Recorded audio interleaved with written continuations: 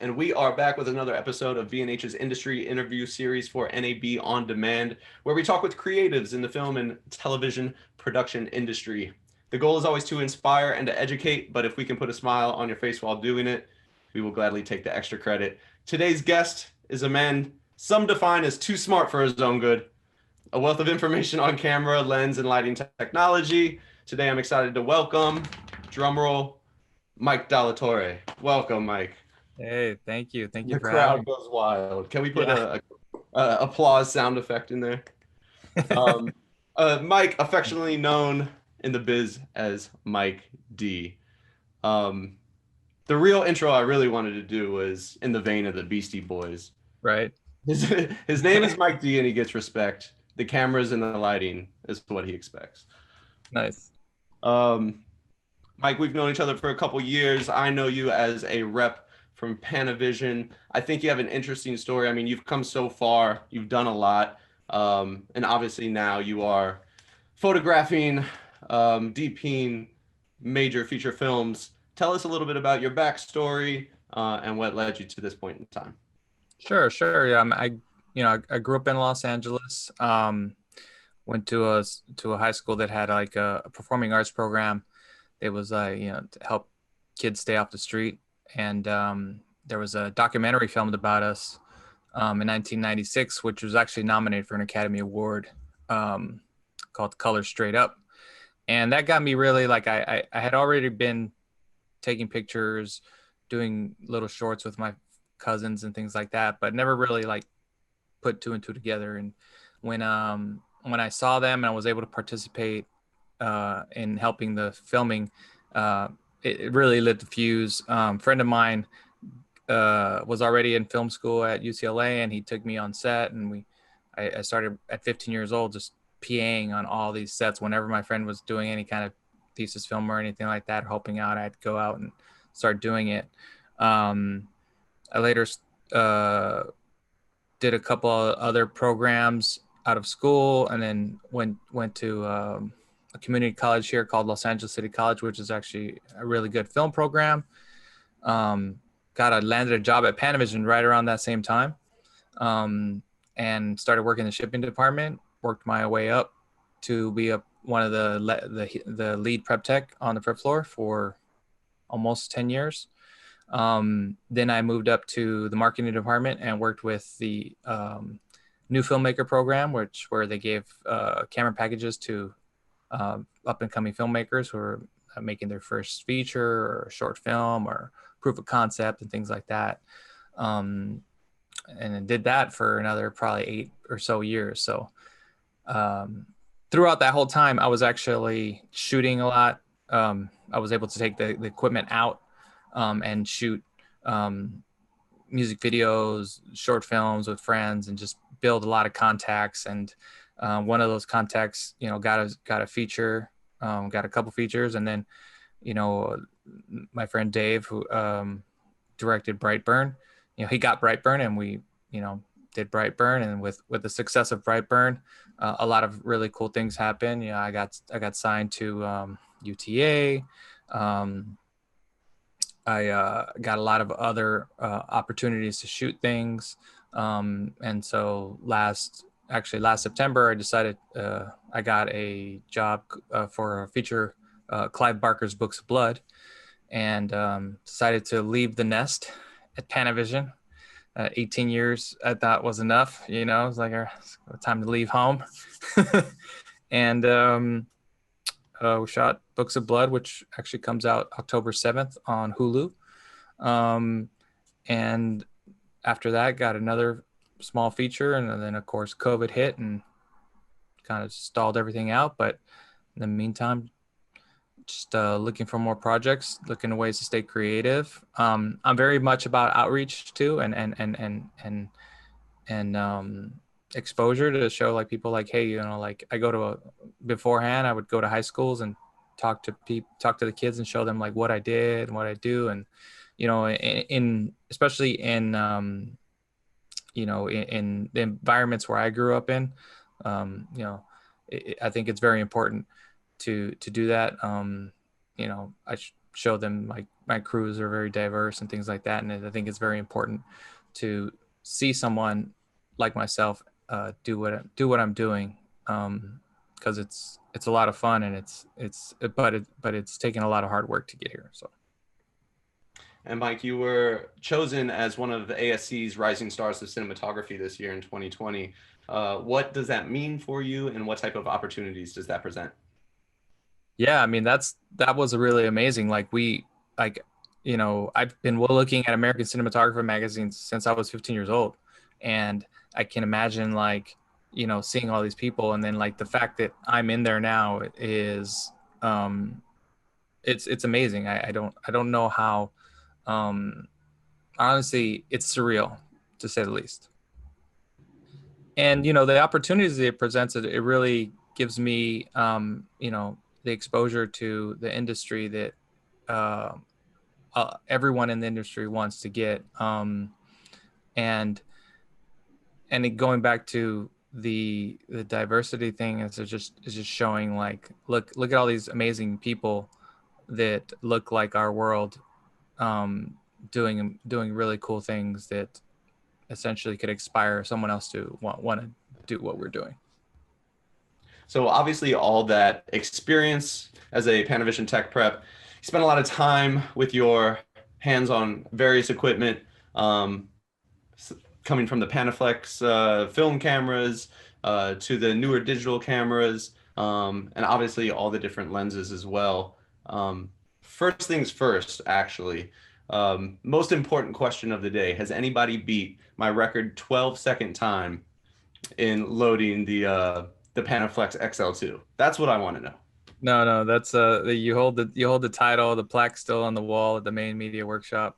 I didn't get to battle you. I think you told me, what was your fastest time? Like 5 or 6 seconds? Yeah, it's pretty fast. I was proud of myself. I have the trophy up on my wall still. Yeah.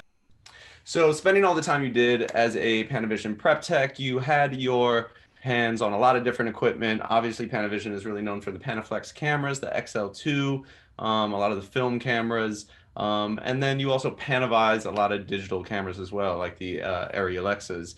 Tell us a little bit about your approach to film versus digital and what you typically reach for and why. Well, it's definitely a project by project basis.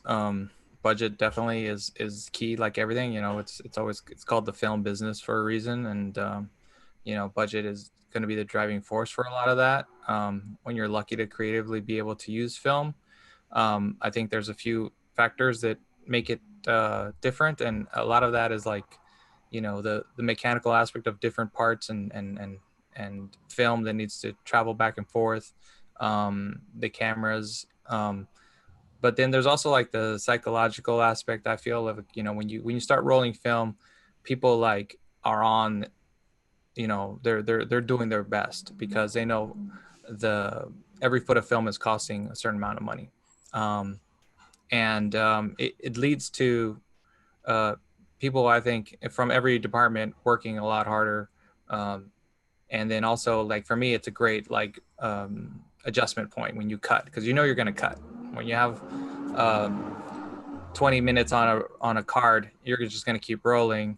You don't have time to say, hold on, let me make this adjustment on this light, or move the camera over a little bit. Whereas when you cut, you could say, hey, like, give me a second to move this.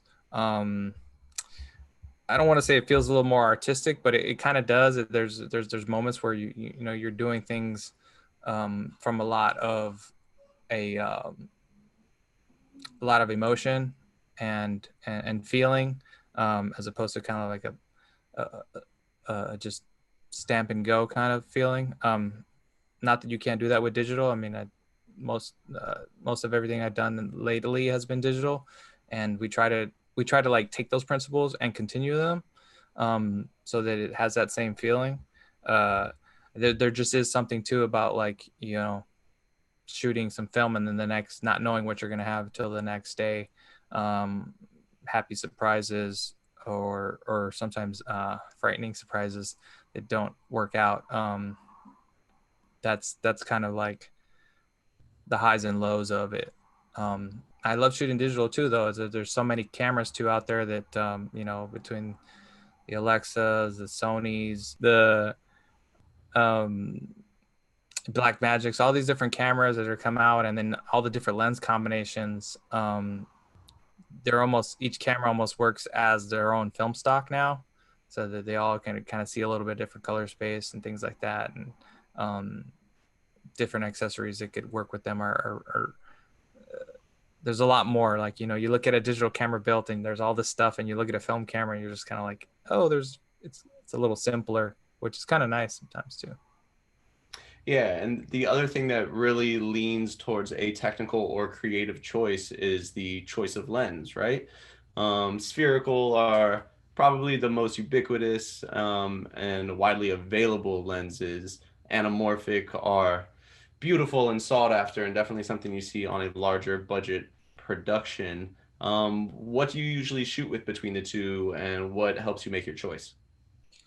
Yeah, I mean, the story always drives the choice. Like for instance, on Brightburn, we wanted this feeling of like an organic family film that gets invaded by a big horror movie, and the anamorphics worked perfectly for that. And that they have that feeling of that organic softness and and focus. When you're focused on someone, it feels different than spherical. um but then, like, when it came time to get a little more high key or um dynamic, it added that extra punch to the image that felt bigger. So it was actually the perfect. You would have thought like, oh, we would have used one lens for the family stuff, and then another, or like spherical, and then like anamorphic for more of the horror stuff. But because they all happened intertwined, you it would have bumped. So that helps drive a lot to me. The story, if I want something that, if I'm shooting something that wants to pop a little more, like I on Books of Blood, um our director really wanted, he wanted rich blacks. He wanted them to feel, to really have a good contrast. And so I went with the, Zeiss super speeds that Panavision makes, that had that contrast.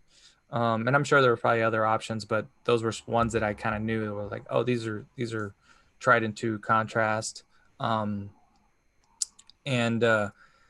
that's, you know I've been fortunate enough again to, like, to work with Dan Sasaki, and we would literally sit in his office sometimes, or at his workbench where he was tweaking things, and we'd talk about stuff, and he would actually give me lenses to test for him before, like, literally, like, uh, just aluminum. Didn't have any marks on it, didn't have anything. He would say, oh, this focus is only between this footage and this footage, but I need you to see if this works. And we'd go in the theater and we'd watch it, and he would point out every single thing, um, which is like a gift and a curse, because now I can look at an image and tell you what, like, aberrations are happening where and this and that, but now that's all I see. uh, so I gotta have to, like, try to turn myself off of, like, oh, oh, look at that, oh my god, what's going on with the coma over there, and it's like, oh, stop, watch the movie. um but it's one of those things where we're taking that technical and then I'm translating it into, the digital aspect, or sorry, the the artistic aspect of, how would I translate this look, how would I translate, loneliness or isolation. And it helps to have that, at least for me. And some of those flaws in anamorphic lenses are the things that make us fall in love with them, and love that aesthetic of an anamorphic image. I mean, lens flares. A lot of the lens flares are almost like a thumbprint. Being that you utilize a lot of the lens flares in your work, is that something that you test for when choosing a lens? The different aesthetic of the lens flares, the different kind of signature fingerprint of the lenses? Yeah, I mean, I try to, like, set up a creative inspirational like moments or beats that I want to take. I don't want to get overly complicated with the things because there's so much going on that you don't want to be like, oh, for this person I have to this and this is. If you do too much, then it kind of gets messed up. So I try to like say to myself, all right, this person's going through a lot of emotion. How do we show this? Maybe it's shallow focus and occasional flares, or this person is always like in some sort of like trance or thinking something. So maybe there is a bright light behind them and it doesn't necessarily flare because there's essentially kind of two kinds of flare. Where there's a flare is technically narcissism, which is the light reflecting within the actual glass, and that's where you see the pinpoints, and so that's narcissism. So that's a flare, but that's different than veiling glare, which is like if I had a really, for instance, my bright light, now it just made it veiled, so it made the black level on my face come up a little bit. And some lenses will do that more than others. Some lenses will take care of that. And so once I've broken down the script with the director and the kind of direction we want to go with the visual language, that helps me go, oh, I think I can use this and use that. And then luckily going back to my time at Panavision, I've shot literally every single lens they have, and also other lenses from other manufacturers. So I've shot flare tests on almost every single lens, so I can almost be like, oh yeah, that a flare from a Leica will look like this, or the Primo will suppress that flare, which is what I want. So I'm going to test that and that, and it helps me kind of like narrow down the selection of what I want to use. And then occasionally you do get your happy accident where you show a director, and I like to do lens tests and show the director blind lens tests. So in the slate it doesn't say like Cook or Primo or S4 or whatever. It just says lens A, B, C, or D. And so there's no like question of like, or there's no influence of brand. It's like just like I like the way that looks, or I've that looks like my movie.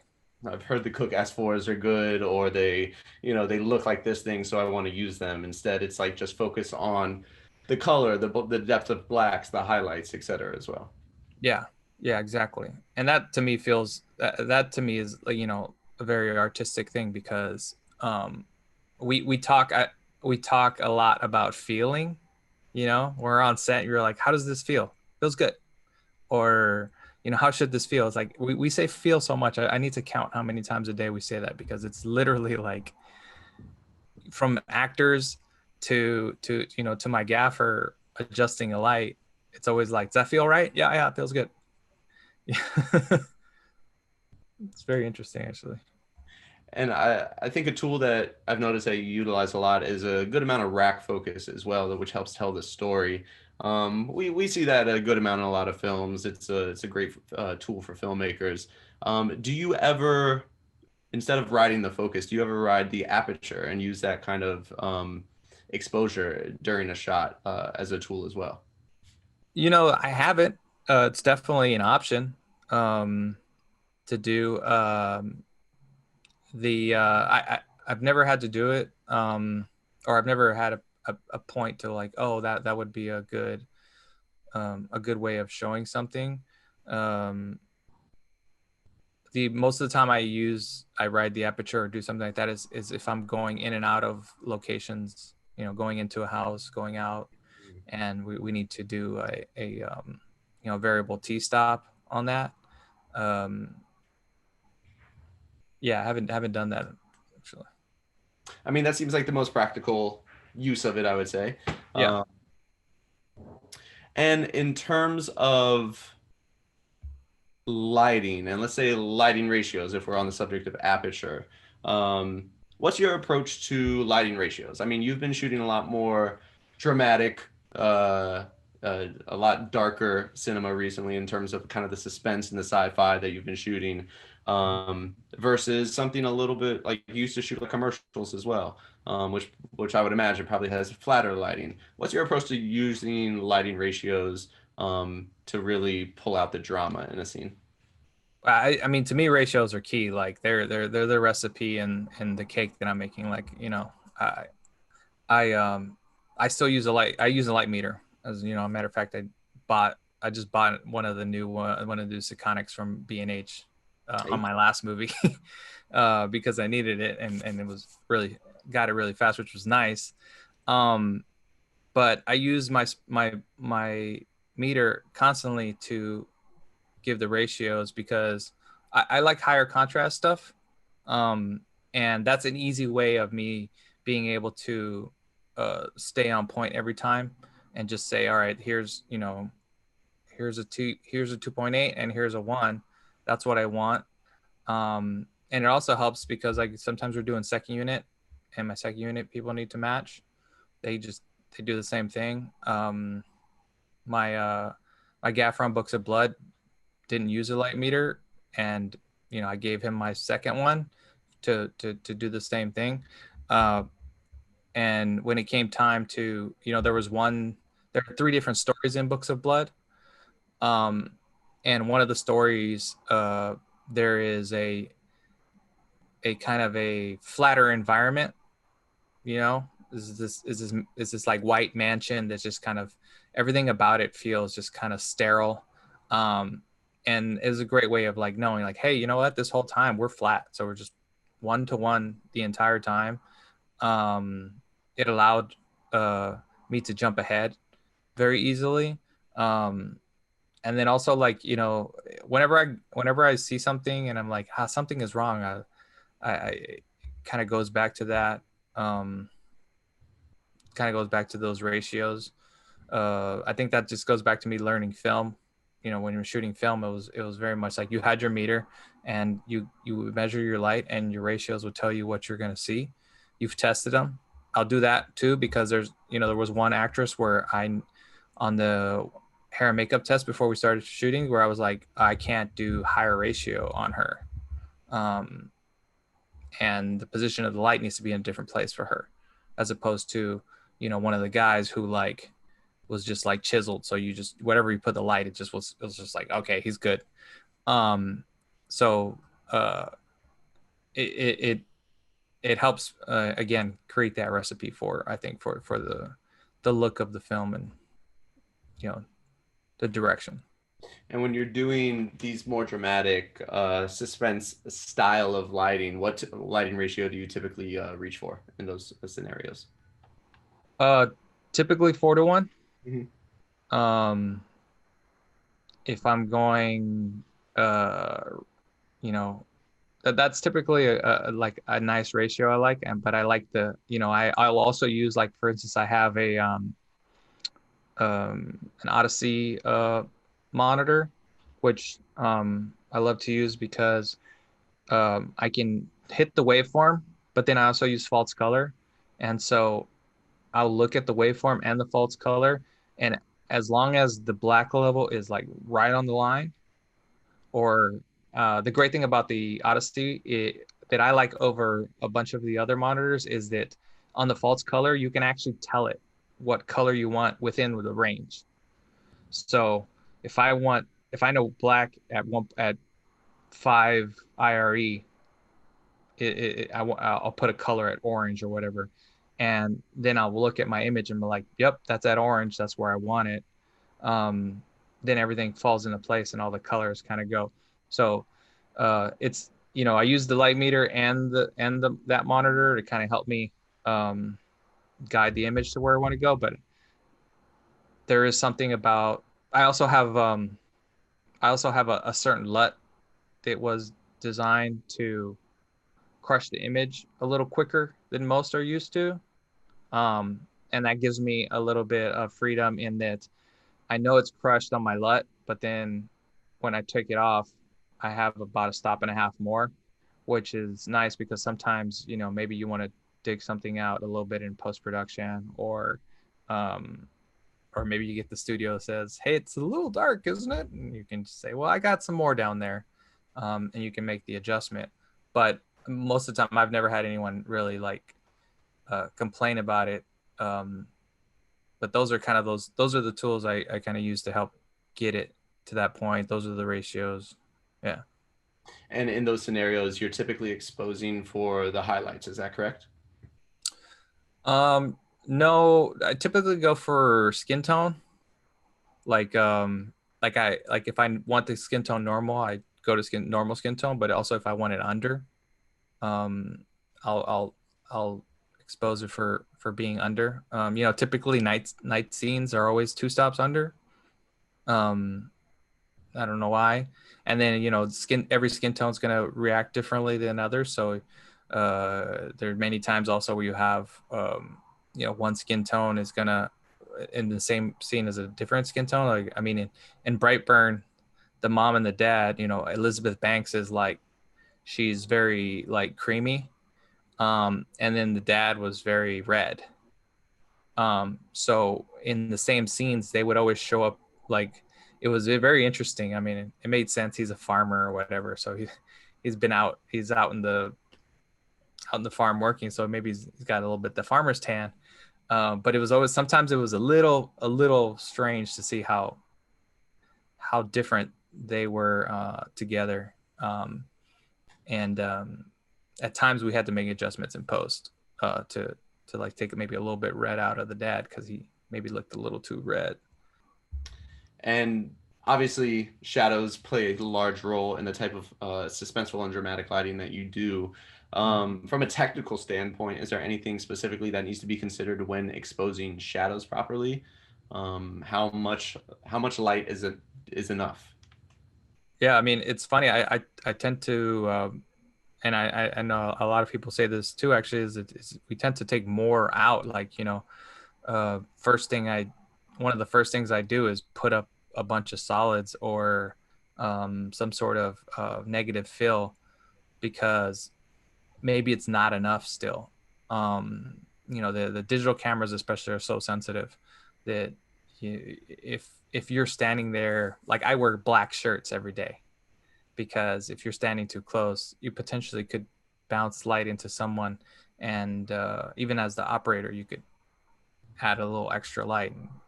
Um, so to me, it's a little bit about taste. Again, I like my shadows to be like crisp and rich. I don't like them to be washed out and um, technically for me that just it feels a little more. It's just got more bite to it, you know. So in that instance, let's see, technically kind of give us a run through it, right? Let's say your highlights are at 2.8, your skin tone's at what, maybe a 1.8, for example, and then your shadows would be like at a 1. Well, it's interesting. Like I'm pretty big on like shooting at a 2.8. Like I like it's just one of those things for some reason. Everything I shoot is like around that range. Not for anything in particular, but like for instance, Books of Blood, the entire movie. If we look at the whole camera report, everything was a 2.8, just plain and simple. And so my highlights were two stops over, and my shadows were three stops under, or 2 to 3 stops under, depending on where we were, on what it was. Close-ups, I tend to go a little more contrastier because they look nicer. On the wides, less contrasty because they're less forgiving. Um, and then also it also depended on the particular actor that we were on. Some actors, the contrast is not flattering, but then sometimes you don't want, it's a scary moment or it's a moment that doesn't. Flattering lighting is the right choice. Unflattering lighting is the right choice. So do that. So yeah. So if it's 2.8, then the shadow side would be like a 1.4 or 1. And And, even then, sometimes there's still like, oh, there's still light in there. and is the choice of a 2.8 as your constant aperture or your preferred aperture rather, does that come from functionality in terms of kind of that balance between, there's enough depth of field for the actor to move within it a little bit, but it's still shallow enough to create a cinematic look? Or does that come from practicality in terms of that's kind of the maximum aperture for a lot of lenses, especially DSLR type of lenses. Right. Yeah, no, I mean, I've shot many things wide open on projects where we're 1.4 or whatever, and there's a few 2.8 I like, especially for the last feature. It just seemed to work the best. You wanted to see the environment a little bit more. You didn't want all this like out of focus stuff. I did a movie in Oklahoma a couple years ago, and I was shooting outside, and everything outside was a 5.6.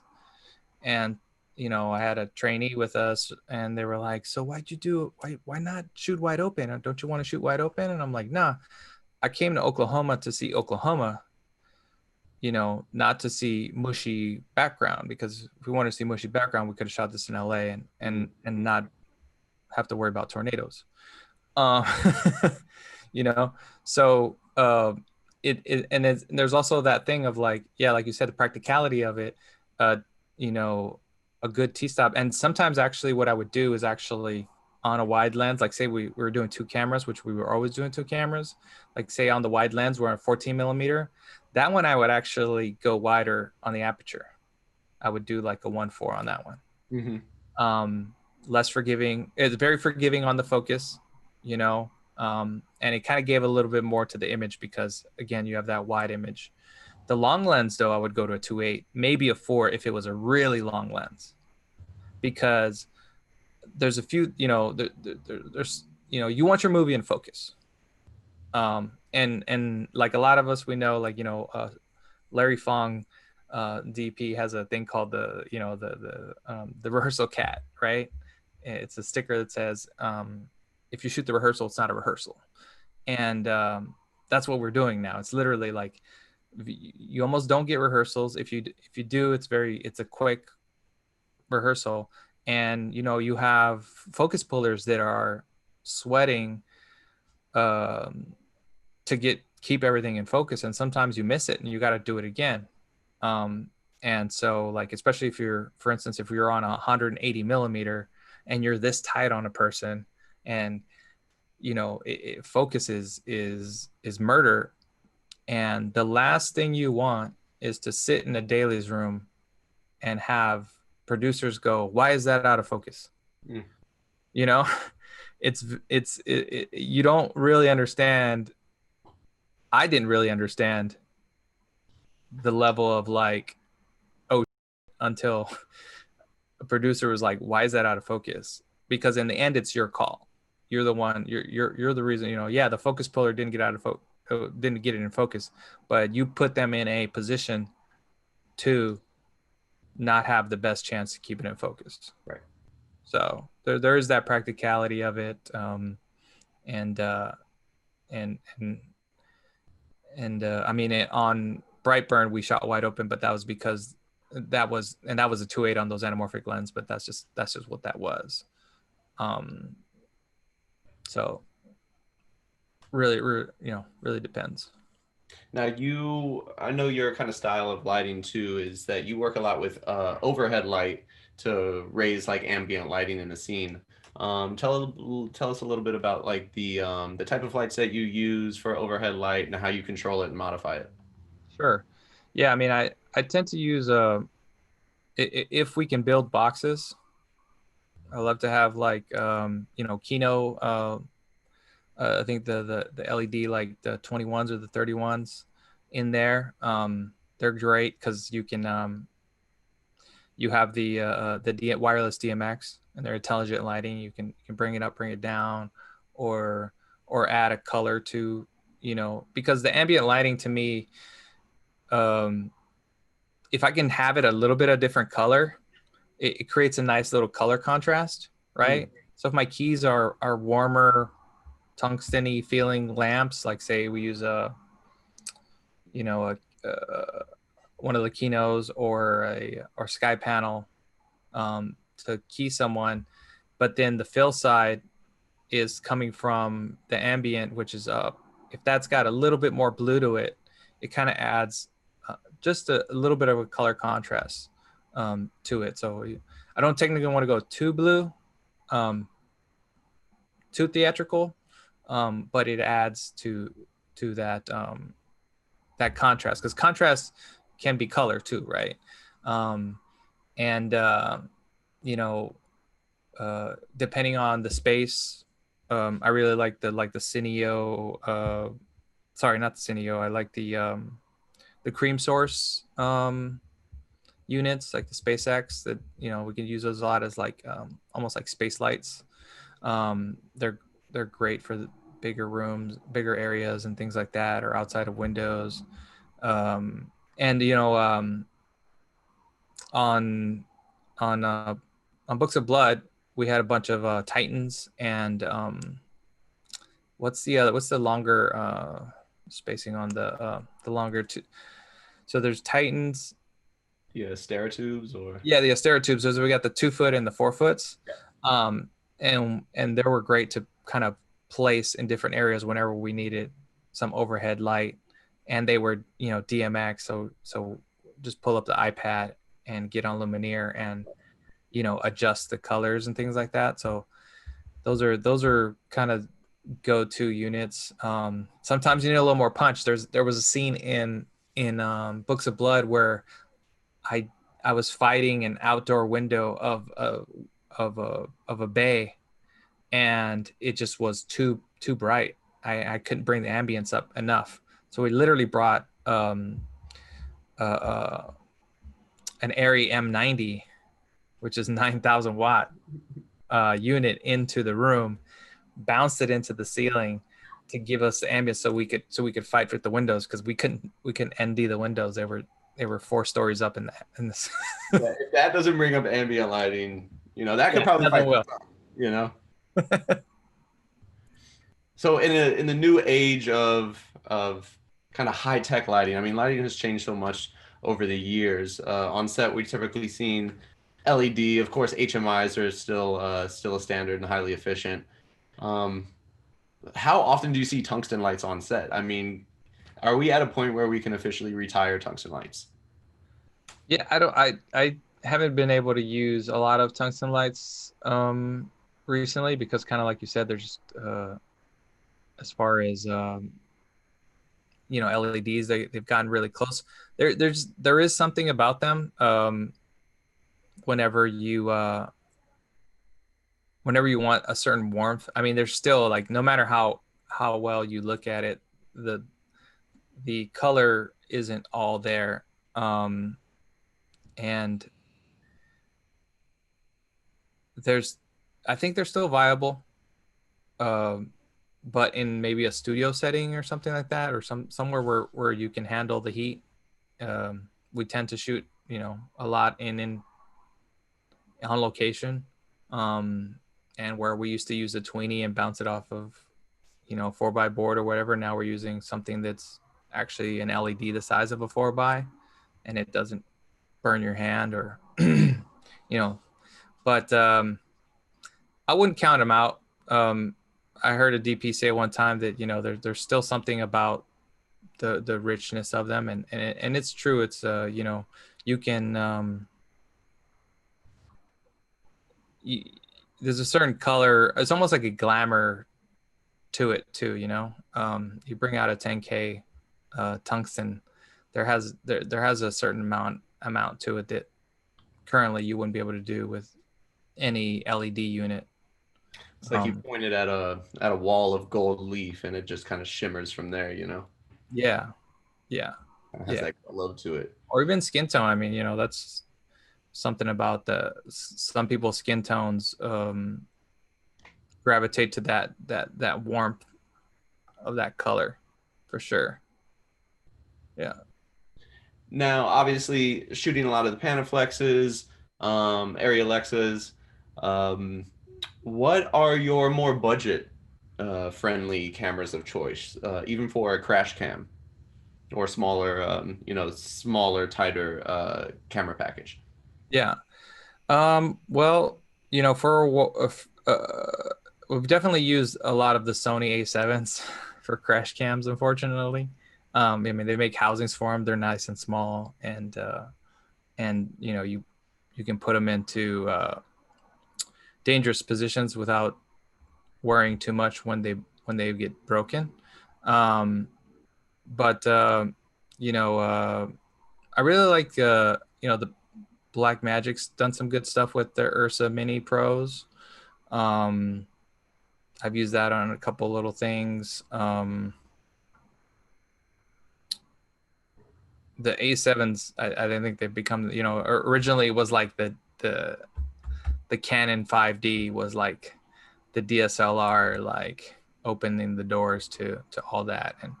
And I've definitely shot a bunch of little things on the Sony A7s and gotten some very good results from those. I haven't. Um, I mean, the thing about a lot of the cameras now too, like the Sony's, like the F55s and things like that. Those were really good at the time. Um, Trying to think. Have you got your hands on like the C300s or I mean Canon released the new C70, which seems like it's going to be not only a a step above a crash cam and maybe a more compacted version of like the C300s as well. No, I haven't. Unfortunately, I played with a couple C300s at Panavision, but never gotten a chance to shoot with them. Although I was, I had a 5D Mark II for a long time and all the lenses and everything like that. So I do like the color space of the Canon and the functionality for sure. Um, it's I feel like whoever comes out with a good uh, medium format camera it's maybe in between that uh, SLR uh, and an Alexa or a full body size. Um, we'll probably do a big. Yeah, my Alexa keeps saying hello. She's like, "You talking to me? You talking?" Yeah, No. no. And I mean, you being the son of a rental house, do you just Yeah, rent everything on a production, or do you actually have equipment that you own and that you play around with on a? right. No, I mean, I don't. Yeah, I was spoiled. you know, whenever essentially, and a great thing about being at Fanavision was like something new would come out and they'd be like, "Hey, can you learn how to use this so we can teach people?" And I was like, Yeah, "Yeah, let me take it out this weekend." I'll be your guinea pig. Yeah, sure. So yeah, no, I've been pretty fortunate about that, but I also like, I also uh kind of know like the feeling of like, being a rental house isn't the easiest thing to do, or having your own gear is always kind of a pain because there is that wear and tear to it. I do own, like I said, those, the Odyssey monitors, which are really good for me. There a lot of the personal stuff. I have a Ronin, which I got remote wheels for with too, Mm-hmm. and those are it's great. I love it. I mean, I tend to use that a lot as a remote head. I don't use it so much as like the handheld gimbal Mm-hmm. setup. Most of the time, it's on the dolly with a stabilizer handheld, so that our dolly grip can get. It's literally just the dolly grip, and they can get into the little tight corners, and we can get a nice move without having, an operator trying to like dance around a dolly and so forth. So yeah, that's kind of that's the amount of gear I have. I'm lucky again that if I'm going to shoot something, I can call Panavision and they can give me a good deal on some gear. Um, so you know, And don't forget to call B&H2. We will hook you up, Mike. all right, It'd be my pleasure to facilitate a nice sale to you. all right, We are about out of time. I do want to again mention to the viewers that Books of Blood is Mike's newest project that is released on Hulu. We are filming this before October 7th. Before it is released, you will be viewing this afterwards. So make sure that you go to Hulu, click on that, and give that a watch. Any other projects that you got coming up, or any way that viewers can stay in contact with you? Oh yeah, I got some stuff that can't talk about, which is kind of fun. But if they want to see any of my work, it's available on my website at michaeldallatorre.com. And you can find me also on Instagram at DP_Mike D. DP underscore Mike D. Mike D. It was absolutely great to see you again, my friend. When they told us that we were doing this interview series and if I knew any cinematographers, I immediately went back to Cuzzy's and smelled the floor covered with beer and thought of you. So thank you again for taking the time to kind of talk about your approach to lighting and, of course, sharing all the knowledge of cinema cameras and lenses that you have with us. Absolute pleasure. And for all the viewers out there, thank you for tuning in. We will have more episodes coming shortly. And until next time, we will see you soon. Take care. Thanks for having me.